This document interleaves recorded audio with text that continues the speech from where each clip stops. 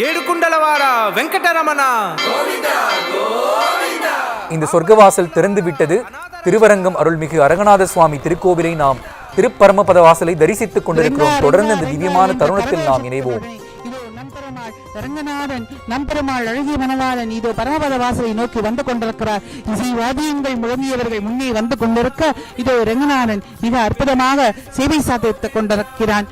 பரமபத வாசல் நெருங்கி விட்டாயிற்று. வைகுண்டத்திற்கு செல்லும் இந்த ஜீவாத்மாவுக்கு இதுதான் வைகுண்டத்திற்கு வழி என்று காட்டிக் கொடுத்துக் கொண்டிருக்கிறான் நம்பெருமாள்.